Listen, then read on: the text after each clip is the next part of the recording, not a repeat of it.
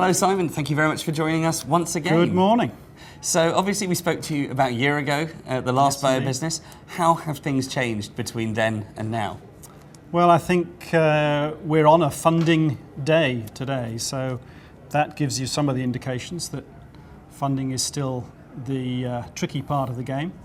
And so things have changed in terms of availability of funds or the different sources of funds. But as we've heard this morning, corporate venture has been very effective at stepping into the breach.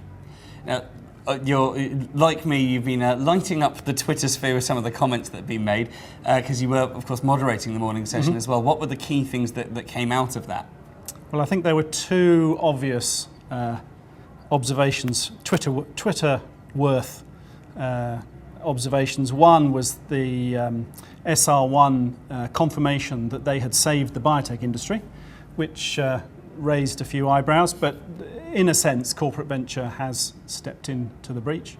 And second was Evotec talking about what business models actually work, and the fact that over 18 years or so they've tried 12 different business models, and we rather hope they've now run out of things that don't work. So what's the big difference then between the venture side and the big pharma side if we're just looking at investment?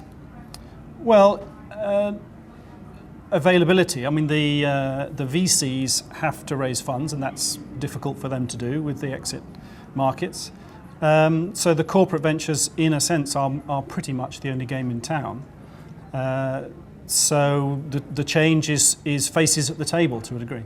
Do we think that the tides are going to turn in that sense and we're going to see a shift back to the big farmers anytime soon? Or does it look like they're getting out of this game for the long term? Well, the big pharma story is changing. We've already done conferences over in Asia because that's where some of this industry is going. So BioBusiness Asia is our, the step in that direction. And the pharma companies are out-licensing more programs than they've done in the past. So there's a great session tomorrow in the conference, on the second day of the conference, from Merck, explaining their extensive out-licensing programs. And the talk from all conferences at the moment is more people are interested in licensing activity. So do we think, going back to the emerging markets, that they're going to eventually overtake where we are right now, or do we think it's going to become a more symbiotic relationship over time? Different markets and different moments of different markets. So the whole Asian question we've talked about before is a vast potential market, difficult to access, potentially different phenotypes. So not just as easy as repackaging. It's just different markets, different moments.